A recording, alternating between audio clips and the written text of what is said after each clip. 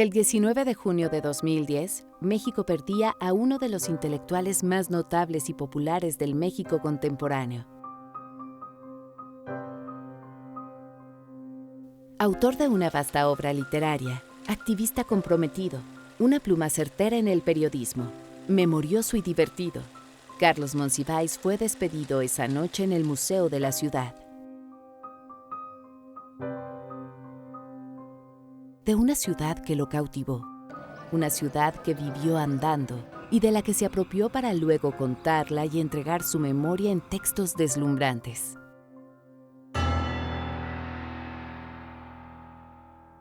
Durante su vida, Carlos Monsiváis cultivó la amistad con grupos selectos de intelectuales, creadores y periodistas que lo acompañaron hasta sus últimos días. Son algunos de ellos los que ahora comparecen para evocar al amigo entrañable.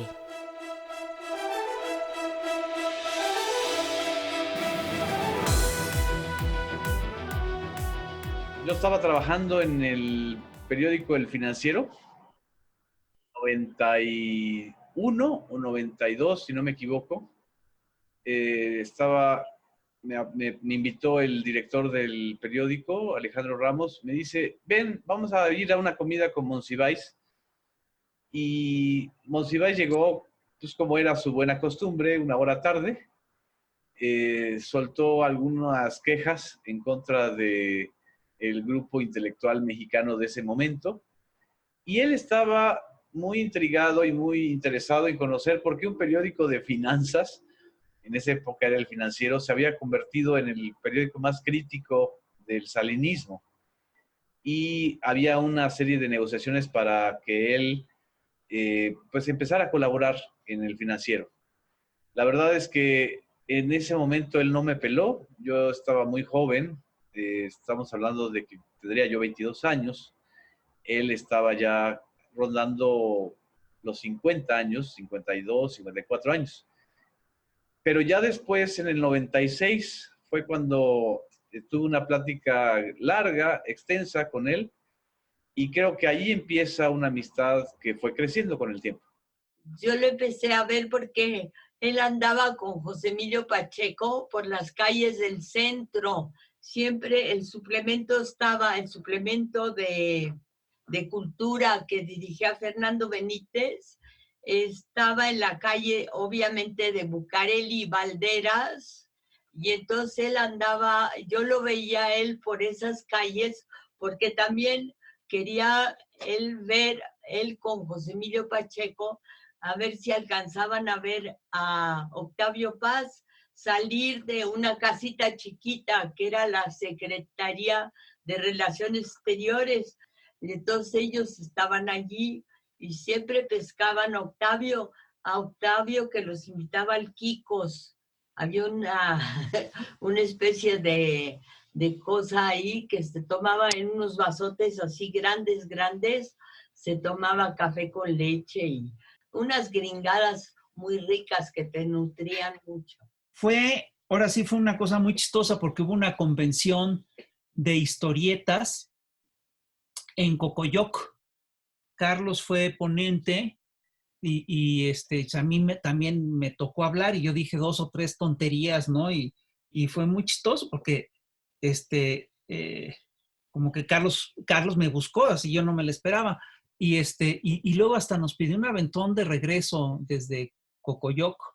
Y éramos pues varios colegas caricaturistas que que íbamos en un cochecito chiquito, ¿no? Con un santón ahí, con Carlos, al que todos admirábamos y le teníamos miedo porque tenía fama de ser terrible y de ser muy irónico y de ser muy sarcástico y todo eso. Carlos iba en el asiento del copiloto y lo que hizo Carlos fue terrible porque lo que hizo es, nos empezó a hacer un examen acerca de qué tanto sabíamos de historieta. Entonces era terrible porque nos empezó a preguntar de todo, ¿no? Hasta que llegamos a un punto, hasta que llegó a un tema en el que nosotros ya no sabíamos y él sí, ¿no? Entonces ya se estableció él como pues una autoridad en el tema y cuando cerró esa parte de la discusión diciendo, bueno, miren, sí saben, no están tan desinformados, ¿no? Y acto seguido se puso a hablar de cine, ¿no? Y una de las gentes que iban en el coche, pues era un cineasta, ¿no? No, hombre, Carlos sabía todo, era muy impresionante. Como todos los encuentros con Carlos Monsiváis, fue telefónico. Me habló porque yo había sacado una crónica larga en la revista Nexos sobre la frontera norte, que se llamaba La frontera norte, la línea de tu mano, y se había armado un pequeño escándalo con ese reportaje, esa crónica, y los priistas del Congreso local de Baja California, que se habían enojado tanto conmigo que me habían declarado non grato. Y entonces él me habló para decirme que la crónica era muy buena, que le había gustado mucho y que había que decir esas cosas que no se decían en esa época. Y a partir de ahí pues fue una relación bastante constante, telefónica muy constante. Nos veíamos en un café que ya no existe, que se llamaba Auseda, que tenía la peculiaridad de que estaba enfrente de Plaza del Ángel, que era donde Carlos compraba y se endeudaba para comprar todos estos objetos que después fueron parte de su colección del Museo del Estanquillo. Estaba comprando todas esas cosas de las cuales presumía, y cuando llegaban los vendedores a cobrarle y se escondía en el baño de la UCEBA, y se hablaba de todos los temas habidos y por haber, todos los chismes que había en el mundo de la política, de la literatura, de los pintores, de los cineastas. Mira, mi primer momento con él fue en 1977 o 78. Yo había escrito un artículo, en esa época escribía en el Universal, una columna. Hice un artículo sobre las feministas y las lesbianas. Estaba yo comiendo, me acuerdo un día, y viene mi empleada y me dice, y le habla por teléfono un señor Monsiváis. Bueno, a mí, digo, se me cayeron los calzones de la emoción. Consiguió mi teléfono, me habló y me dijo que quería tomarse un café conmigo. Entonces me fui a tomar un café con él. Hablamos mucho de feminismo, hablamos de lesbianismo, y de ahí para el Real coincidíamos en muchas causas, ¿no? Así como coincidí yo con él en su causa de la homosexualidad y el SIDA, bueno, pues él coincidió en las causas del feminismo muchísimo.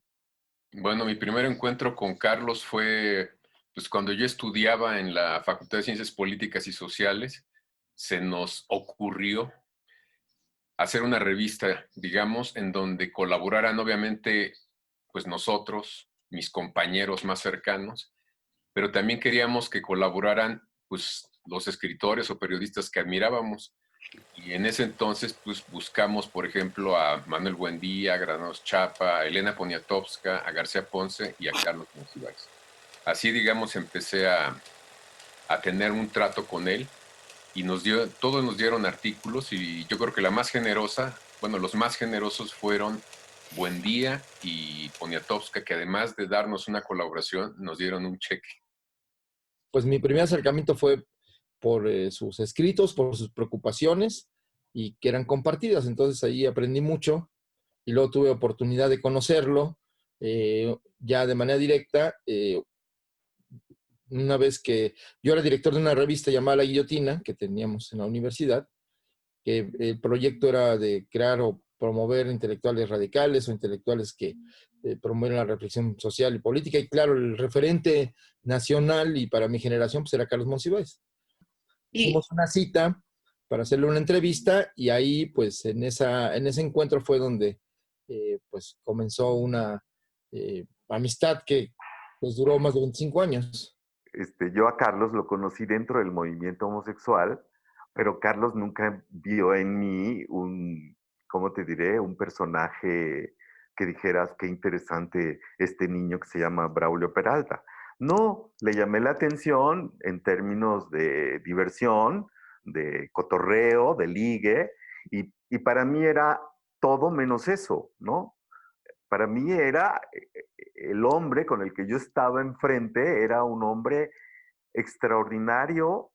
Yo no diría que fui amigo de Carlos Monsiváis, yo diría que fui una persona muy cercana con Carlos, porque la gente que me conoce sabe que digo lo que pienso, aunque me equivoque, aunque, en fin, lo que quiero decir es que Carlos me escuchaba, me atendía.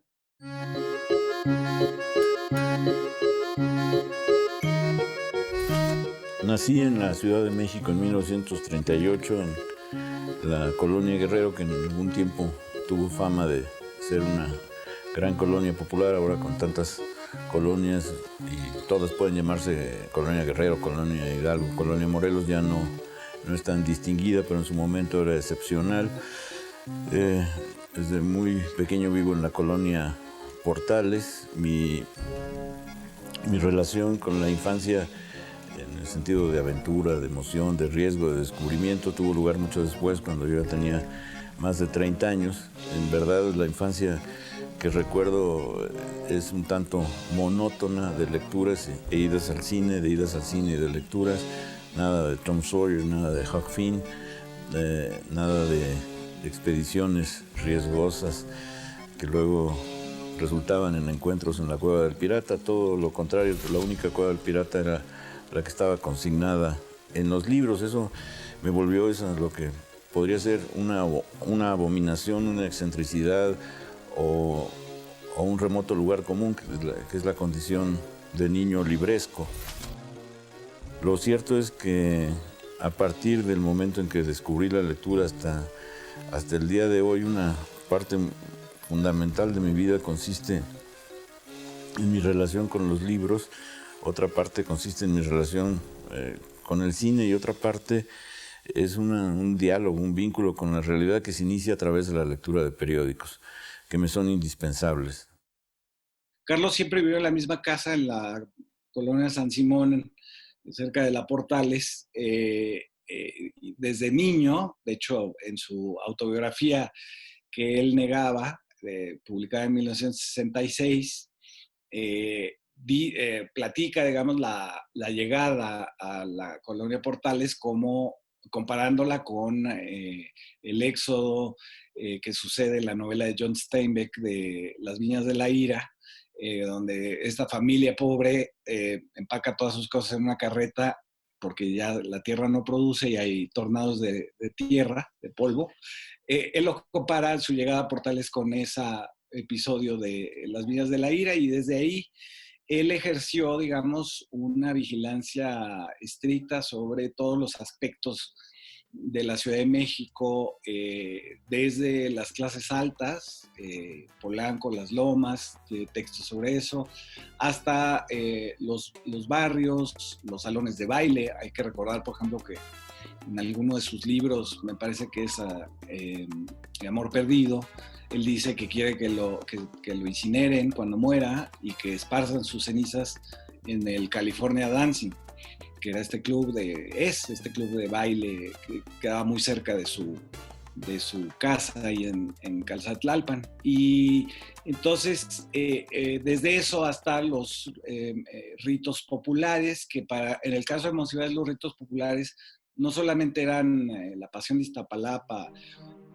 o el Día de la Virgen, sino también otros fanatismos, como hacia Juan Gabriel, en algún momento, por supuesto, hacia Gloria Trevi, hacia Luis Miguel, el cantante, etc.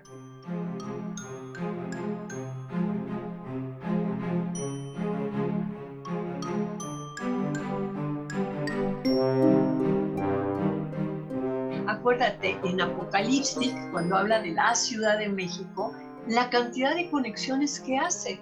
Entonces, era digamos, para mí, a mí me caía la baba estando con él y oyéndolo hablar, ¿no? Y aprendiendo. Y era esta cosa de ser un intelectual público, era un intelectual que le importaba lo que estaba pasando en la cultura y en la política del país, ¿no? Y había cosas que lo enfurecían, había cosas de las que se reía, se pitorreaba, de los políticos que decían barbaridades, ¿no? Brillone dice que el condón es un instrumento del demonio. Uno tiene que hacer esfuerzos primero para averiguar si el demonio usa condón, que ya es una duda teológica que lo elimina en primera instancia. Pero al mismo tiempo era una persona solidaria, ¿no? Si veía a alguien que necesitaba ayuda, a alguien que necesitaba un apoyo, pues él siempre le tendía la mano.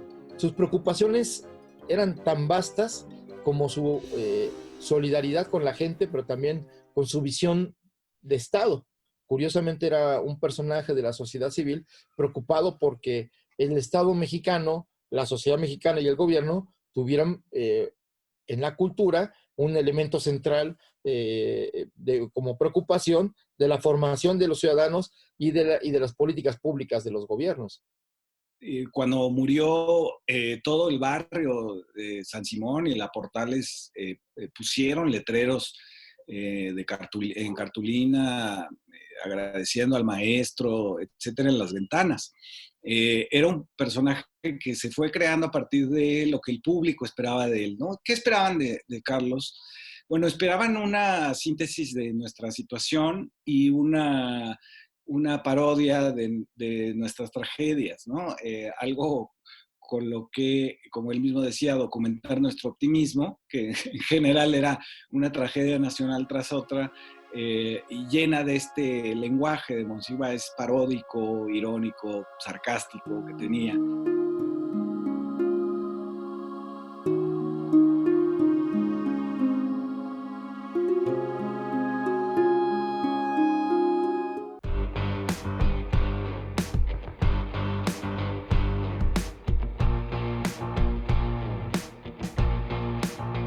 Carlos Monsiváis fue un hombre comprometido con su tiempo, fiel a sus convicciones.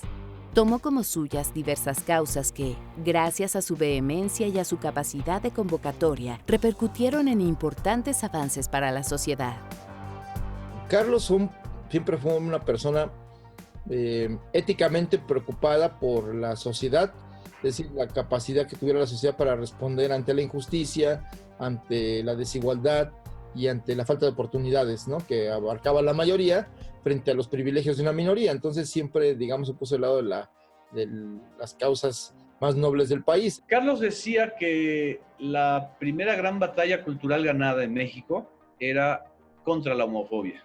Él decía, en estos momentos, estoy hablando del 2008, es más perjudicial y es más, digamos que mal visto, es peor visto ser homófobo que ser homosexual o lesbiana. Y todavía llevaba más su argumentación, decía, el verdadero motor del movimiento lésbico gay son los trans, es el movimiento transexual, son los que viven la violencia de manera directa, son los que no tienen voz, son los que se enfrentan no solamente al machismo, sino a la homofobia interiorizada de la comunidad gay. Y creo que eso a él le emocionaba mucho. Yo escribí El Closet de Cristal porque Carlos Monsiváis formó parte del movimiento homosexual mexicano desde los años 60, desde su primer libro en su autobiografía precoz. Él menciona la palabra el asesinato de un homosexual comunista por homosexual, por puto. Carlos Monsiváis siempre se preocupó por el tema de la diversidad sexual. Como siempre se preocupó por la lucha de las feministas en los años 60, desde los Estados Unidos y desde el trabajo que en México hicieron muchísimas feministas de la época de la que estamos hablando, los años 60. Pero Carlos Monsiváis tenía una vida oculta, ¿no? Ahora sí que como sus libros, Las herencias ocultas, Carlos Monsiváis tenía una herencia oculta. Él era homosexual, pero él no estaba lejos de la defensa de los derechos humanos de la diversidad sexual. Otra batalla cultural que nunca la vio de manera completa porque a él le le toca ver la fractura del movimiento feminista, es justamente este tema de la liberación de la mujer, de la liberación femenina, confrontada con sectores del feminismo demasiado sectarios. Si algo le molestaba mucho a Carlos en todos los movimientos sociales, era el sectarismo, porque decía que el sectarismo es la máscara de la ignorancia, ¿no? Y quien es sectario y quien es incapaz de dialogar y de argumentar, entonces se escudaba en ese sectarismo. Carlos nos ayudó a pensar muchas cosas. De hecho, los artículos que escribió, ¿no? De repente tenía una capacidad de hacer metáforas y de decir cosas, ¿no? Entonces, en un momento determinado dijo que aunque éramos muy poquitas al principio, habíamos desatado un proceso de contagio social, por ejemplo, ¿no? Tenía frases geniales. Sacamos un libro, Misógino Feminista, que es la recopilación de sus artículos, ¿no? Pero luego fueron cosas muy concretas de la batalla, pues, ¿no? De distintas batallas.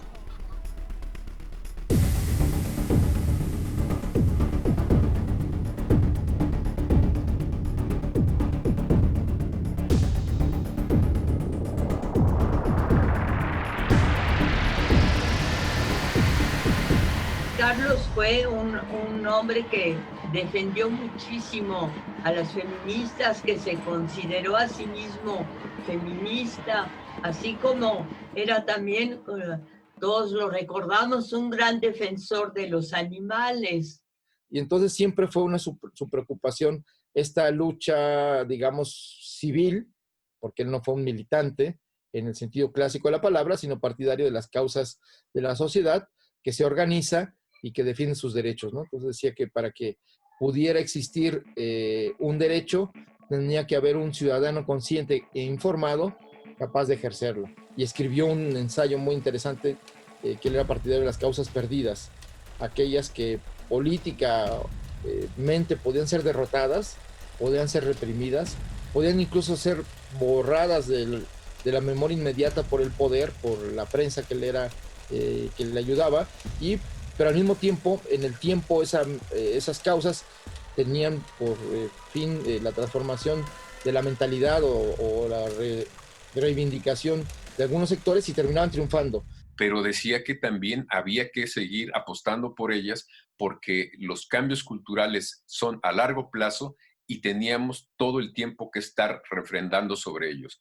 Yo creo que en materia religiosa, mucho se ha avanzado y en ese avance Carlos tuvo que ver. En materia de género, sin duda, Carlos Monsiváis también fue un gran impulsor de los derechos de las minorías sexuales y fijó muchas cosas muy interesantes. Había estado también en la huelga de hambre con Benita Galeana, a favor de los maestros de Otón Salazar y por la liberación de Demetrio Vallejo y Valentín Campa, de los ferrocarrileros que estaban en la cárcel por la huelga. En el 68 estuvo ahí, en el Comité de Artistas, y después, por supuesto, fue el que le dio forma a la solidaridad del terremoto del 85. Sin ese artículo de Monsiváis famoso sobre la sociedad civil, la propia sociedad civil no hubiéramos entendido qué estábamos haciendo, que estábamos tomando el poder frente a un Estado que era nulo. Y después, en el 88, también participó, pero quizás lo más importante de las luchas públicas de Carlos Monsiváis fue todo su apego al movimiento por la igualdad de género, el feminismo, la reivindicación gay, las marchas del orgullo gay. Hoy, frente a la causa de las mujeres, estaría feliz de que las mujeres estuvieran en la calle defendiendo sus derechos, levantando la voz frente a la violencia y a los feminicidios. ¡Nunca más silencio! ¡Nunca más silencio! ¡Nunca más silencio! Otra batalla cultural ganada que él decía se había concretado era la de los indígenas. Por eso él veía con tanta emoción y tanto entusiasmo los primeros años del movimiento zapatista, del Ejército Zapatista de Liberación Nacional. Y creo que algo que no se ha reconocido y que se le debe a Monsiváis es que un texto suyo, un texto suyo en La Jornada fue lo que paró los primeros 10 días del ataque del ejército a Ocosingo y a San Cristóbal de las Casas en 1994, en enero de 1994. La discusión que ha habido sobre cultura, derechos indígenas, democracia en las zonas indígenas es la más importante que ha habido en la historia de México y se ha dado de 1994 para acá. Ese es un adelanto extraordinario y estás hablando de la minoría más explotada, más olvidada, más arrinconada, más menospreciada por ese brutal racismo que decíamos no poseer y que estaba presente en casi todos los actos. Porque él decía que no podía haber democracia plena ni una sociedad plena con opresión a las minorías, con la negación de la diferencia y con la imposición de un solo modelo social o familiar o de valores o de religión.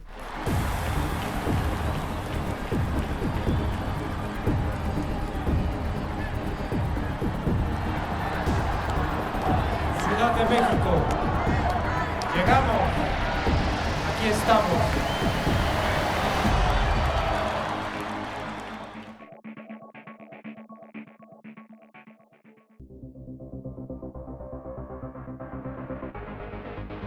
El periodismo fue para Monsiváis un foro a través del cual entabló el diálogo abierto, la crítica, el humor, un medio para formar y fortalecer la opinión pública.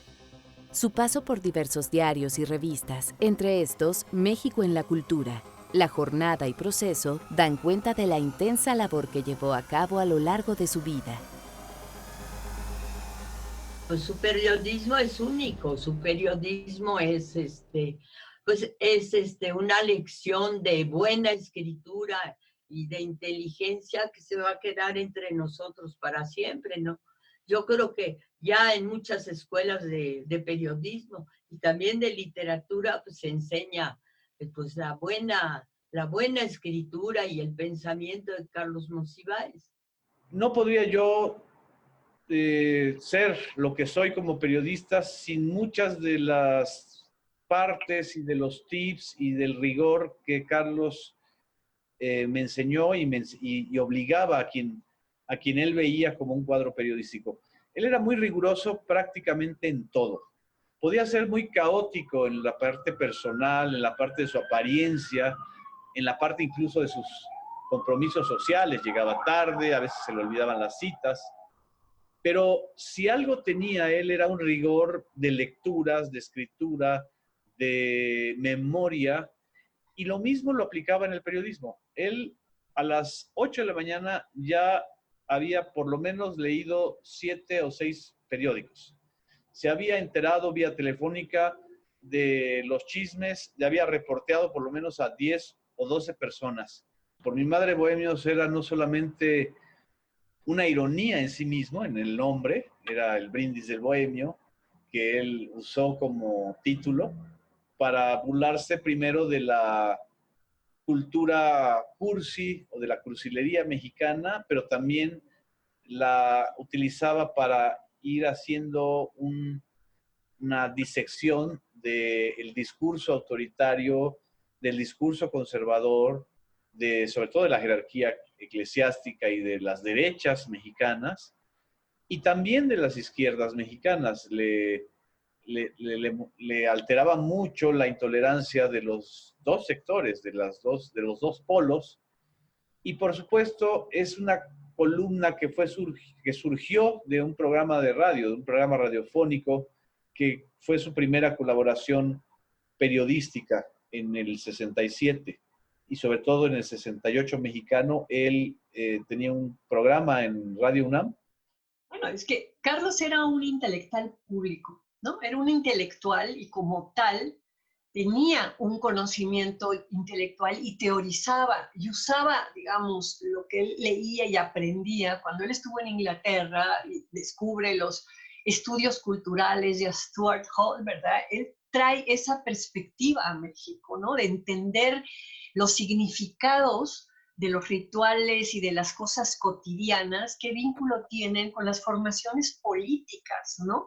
Y entonces Carlos empieza a hacer ese tipo de análisis cultural y lo hizo cuando estuvo en el suplemento cultural de la revista Siempre, que se llamaba México la Cultura, y tenía sus columnas en donde echaba relajo y era la doctora ilustración y todo, pero todo el tiempo estaba haciendo análisis de la cultura y era un análisis político, ¿no? Y sí tenía una muy buena formación intelectual, ¿no? Como para poder teorizar sobre ciertas cosas.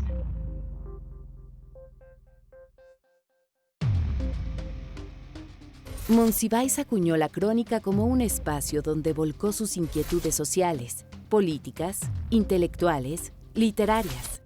Un género que reconfiguró y del que se sirvió para edificar una obra donde da testimonio de la historia del México que le tocó vivir. El propio Octavio Paz dijo, hablando de Carlos Monsiváis, que en México había muchos géneros literarios, los tradicionales, había novela, cuento, ensayo, y el género Carlos Monsiváis. Es un género híbrido donde la crónica va a galope entre el ensayo, el cuento, el relato, etcétera, ¿no? Entonces era un pensador realmente pues fuera de serie, que nos hacía ver cosas desde el punto de vista cultural.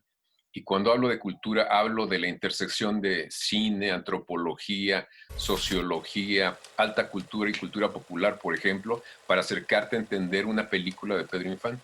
Cuando Jorge Negrete dice que somos o no somos, esas son también, sí, es Hamlet, es el to be or not to be, pero en una dimensión ranchera, lo que lo vuelve todavía más shakespeariano. Él hizo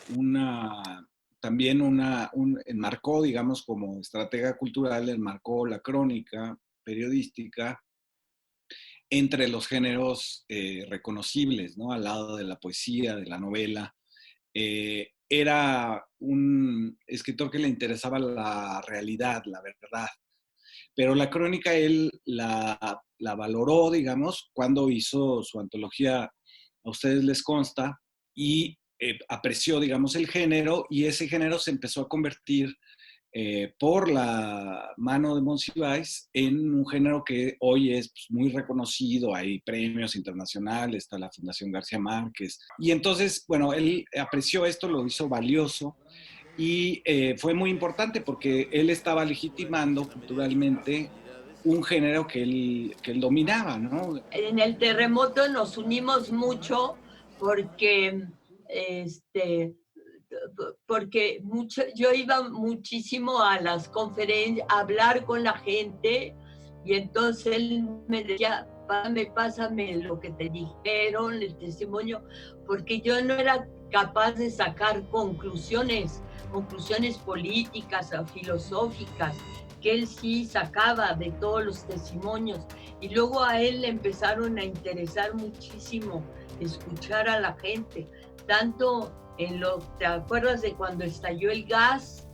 Eso fue, y tanto como pues todos los terremotos y ese tipo de cosas, ir a la calle, hablar con la gente. Él tiene uno de sus últimos compilaciones que hizo, fue juntar precisamente desde el 68 hasta el matrimonio gay y la manifestación, digamos, estética de Spencer Tunick en el Zócalo, de los desnudos en el Zócalo, juntar todo eso como parte de una idea que él tenía de la sociedad civil, que no eran organizaciones. Ahora confundimos la sociedad civil con las ONGs o las ACs o las YAPs, ¿no? En realidad era un estado de ánimo social con un juicio moral sobre la política. Eso era la sociedad civil de Monsiváis. Yo hablo de una sociedad civil que estaba emergiendo en el 85. El término, desde luego, estaba muy difundido en las ciencias sociales y tenía toda una larga trayectoria filosófica y politológica, pero lo que sucede con el terremoto durante esos días del terremoto de 85 es que hay una participación social tan extraordinaria, tan abundante, tan generosa y tan inesperada, que permite hablar de una nueva idea de sociedad civil que por otra parte estaba ya en muchos otros países. Es esta voluntad de actuar y de tomar decisiones al margen del gobierno. No se trata de en contra del gobierno, ni sin la intervención, ni sin la omisión absoluta del gobierno, pero sí con grandes zonas de autonomía. Pero lo que quedó es ese afán de autonomía que no tenía que ver tanto con una realidad de una sociedad independiente del gobierno, lo que sería imposible, pero sí de una sociedad que no estuviese sometida a los autoritarismos. Bueno, pues Carlos Monsiváis hablaba con profundidad de política y había que comprender el término político, el término económico, el término filosófico, la razón por la que lo dijo, hacia quién va dirigida ese mensaje. No es que fueran claves cifradas, es que la lectura en sí misma siempre exige un desciframiento, una manera de desnudar a las palabras y encontrar ese conocimiento, esas ideas que te está aportando un cronista tan extraordinario como Carlos. Digo, si Novo era el gran cronista de la Ciudad de México, pasaron cuántos años para que Carlos Monsiváis se convirtiera en el cronista que hasta el día de hoy nadie ha podido superar y nadie hemos podido ver las crónicas del COVID-19 porque Carlos Monsiváis no está.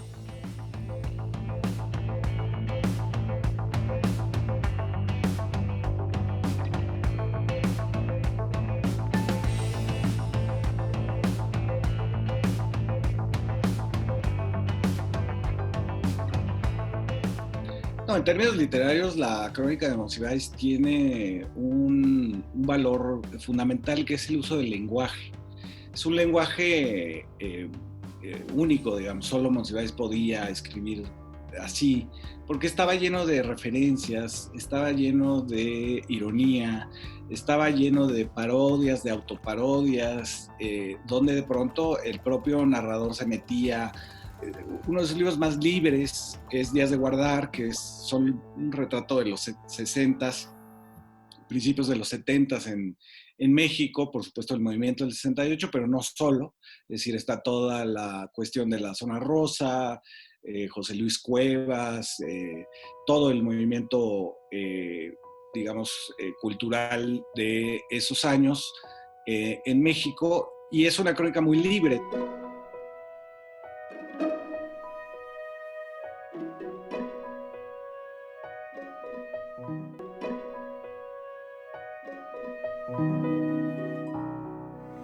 El cine, junto con la literatura, decía Carlos Monsiváis, fueron mi educación sentimental.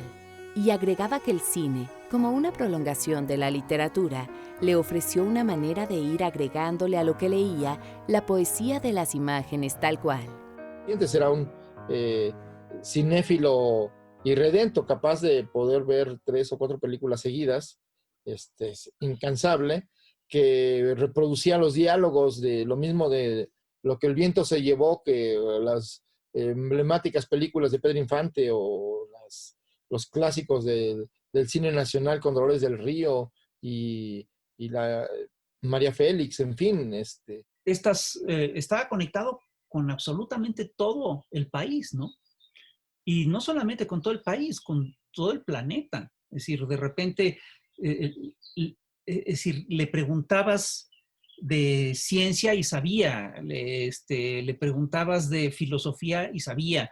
Yo recuerdo que en una ocasión vino a México Francis Ford Coppola, el cineasta, y Francis Ford Coppola estaba haciendo una película sobre Calígula y llevaba años investigando sobre Calígula.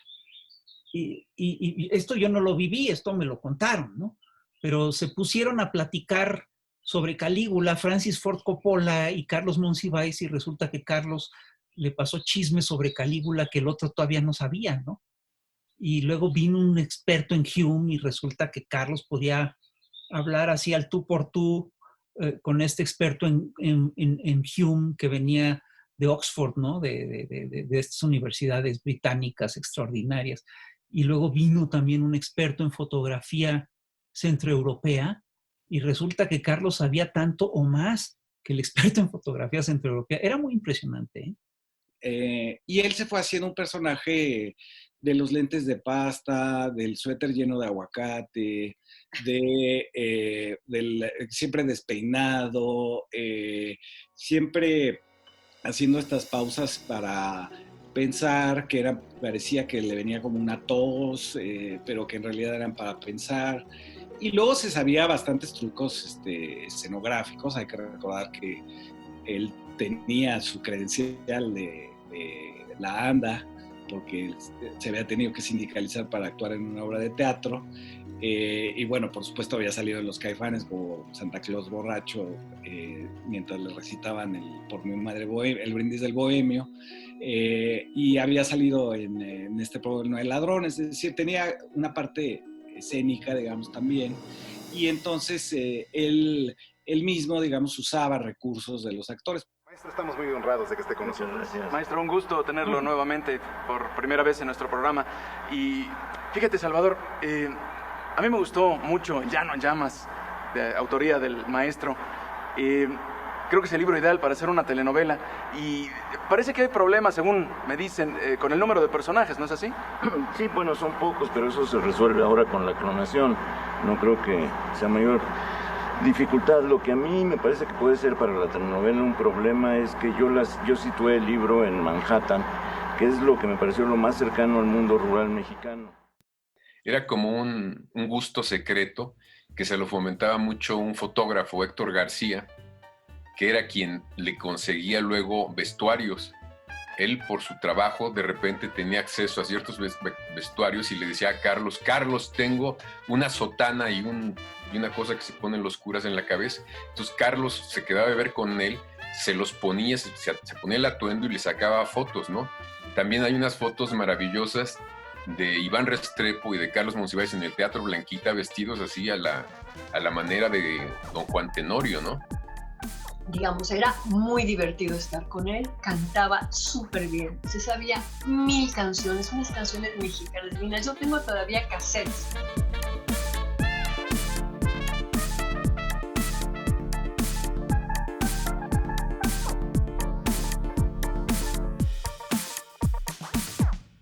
Y tenía una cantidad de talentos que luego no explotó.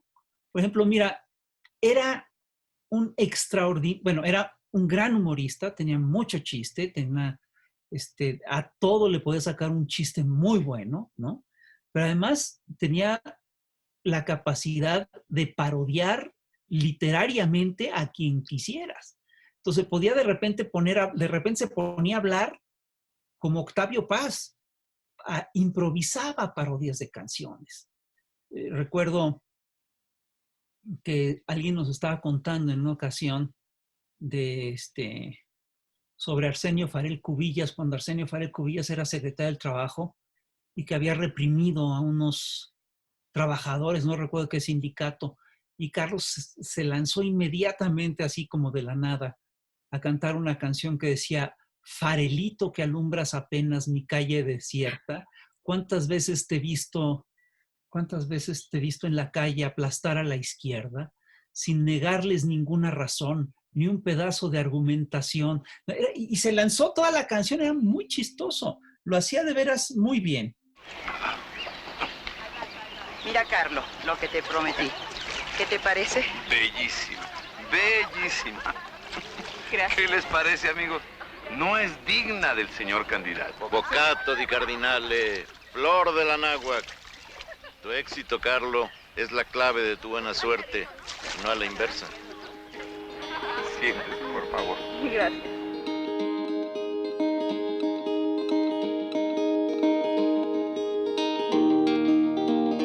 Bibliófilo y melómano, Carlos Monsiváis fue un coleccionista riguroso y desbordado. Un coleccionista, decía el propio Monsiváis, intenta hacer su propia versión de la historia. Intenta, en todos los casos, satisfacer un gusto adquisitivo, historiar ese gusto adquisitivo e ir viendo cómo sus posibilidades le van permitiendo un paisaje de predilecciones, de obsesiones conseguidas que le dan esos momentos de lo intransferible. De ello da cuenta el acervo que dejó en el Museo del Estanquillo. Me habló por teléfono y me dijo: ¿te gustaría ir a ver, a buscar caricaturas viejas a la Lagunilla? Y le dije: no, pues sí, claro, sí, imagínate. Y entonces, pues yo creo que me invitó básicamente porque no tenía con quién compartir el vicio del coleccionismo, ¿no? Y entonces yo empecé a a ir con él.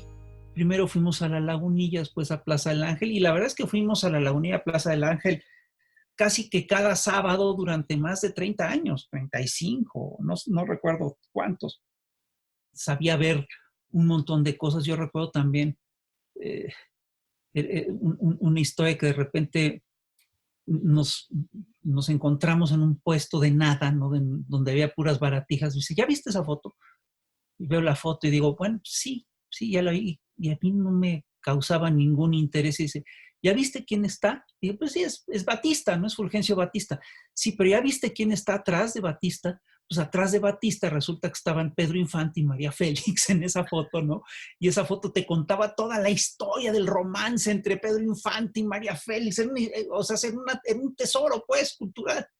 Y él tenía esta visión, ¿no? Tenía esta capacidad de ver cosas maravillosas, donde de repente uno no veía nada, ¿no? Carlos, ¿le han llamado el hombre ciudad? Yo creo que sí.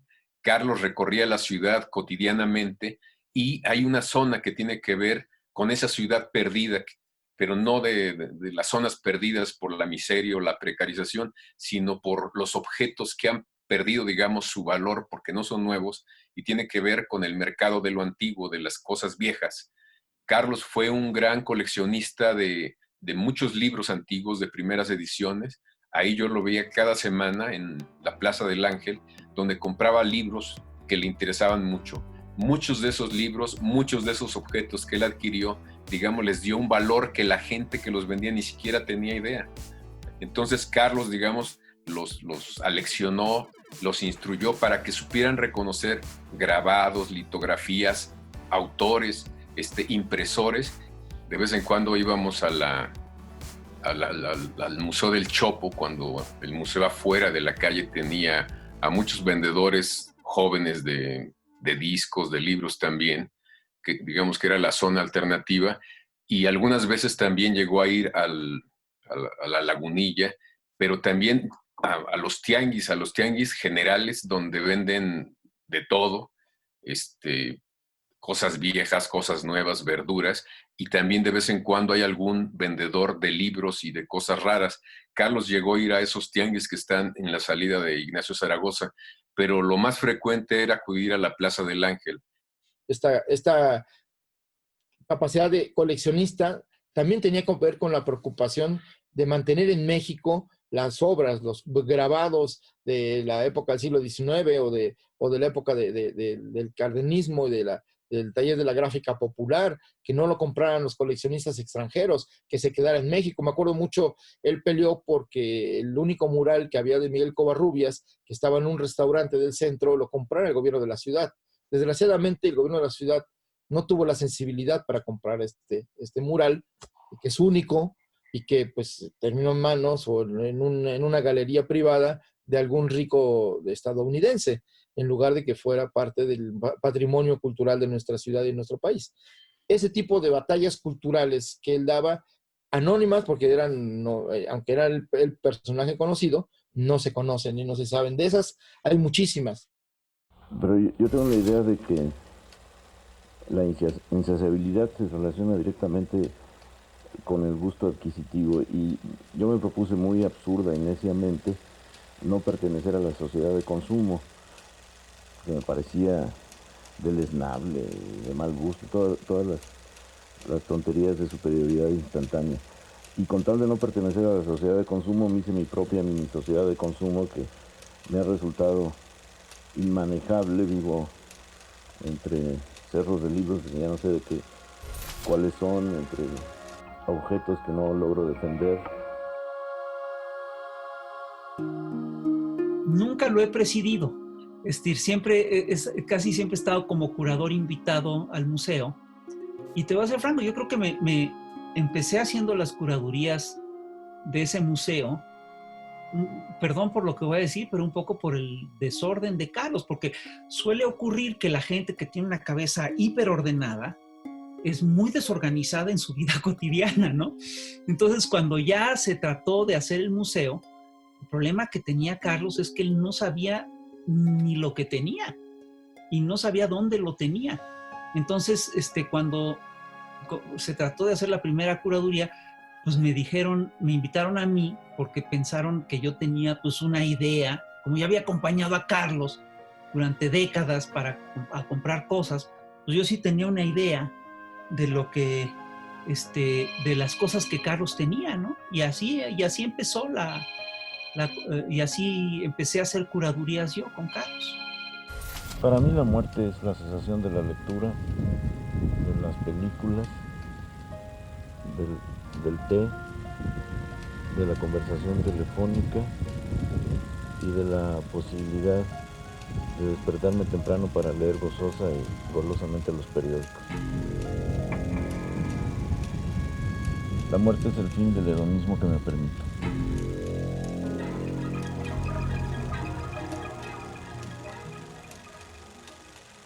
Yo creo que se fue convirtiendo en un personaje a partir del público que lo seguía a todos lados. Era impresionante el fervor que despertaba a Monsiváis. Yo nunca he visto en un escritor algo parecido.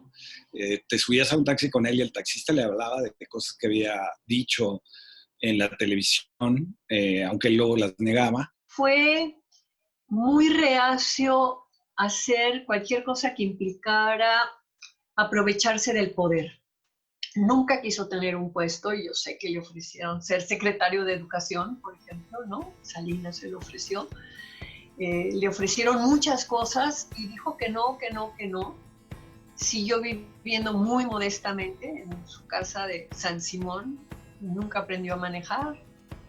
Y sin ser eso un político profesional, no he visto a otra persona, incluyendo al actual presidente, que tenga ese olfato político tan desarrollado como Monsiváis, para detectar dónde está la causa, dónde está el conflicto y dónde hay que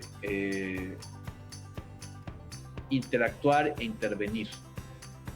Era de veras una cabeza fuera de serie. Yo nunca he conocido a una cabeza tan compleja y nunca he conocido a un tipo tan inteligente como Carlos. Porque Carlos pues era eso, ¿no? Era un hombre que observaba y que miraba, que atendía como tipógrafo casi, ¿no? Como editor, como conceptuador de una forma de vida, de una forma de ser, de entender el mundo. México le debe a Carlos Monsiváis esta preocupación por la formación ética, cultural y política y sobre todo pues hacia un cambio de mentalidad de la sociedad. Siempre le preocupó que tuviéramos una sociedad abierta, una sociedad democrática, una sociedad que tomara en cuenta la cultura internacional como parte del fortalecimiento de la cultura nacional.